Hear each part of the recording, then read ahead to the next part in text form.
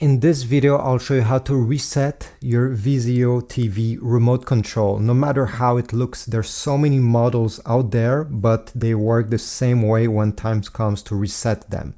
So the first thing you need to do is first unplug your TV from the wall socket. Once this is done, take the lid off the back of your remote control and we'll need to remove the batteries. I always suggest you replace them with brand new ones to make sure that this was not the issue. Once the batteries are out of the remote control, turn it around and we're gonna press each of these buttons 3 times very hard. The number one cause why your remote control may not be working is that over time there's dust, hair, dirt, or any other debris that gets stuck under a button under the remote control.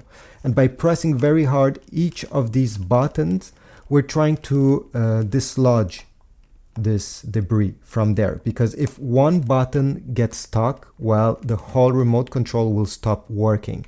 And we don't know which of these buttons is the cause. So this is why you press every single button. Now, I won't do it in this video since it will take a while, but you should do it with your remote control. Once you're done doing this, go ahead and put back the batteries. And after doing that, you'll need to plug back your TV into the wall socket. Once your TV is plugged, you need to power on your Vizio TV using the button that is located on your TV. Check under it. Sometimes it's on the left side, in the middle, or on the right side, and sometimes it's even on the back. So power on your TV from the TV button and then test out your remote control and check if every button is finally working. Now, a quick way, if this didn't work for you, to know if your remote control is actually sending any signal to your TV is to take your smartphone, open the camera app on your smartphone, point the remote control towards the lens of your phone and press every single button once. I know it's hard to see in this video,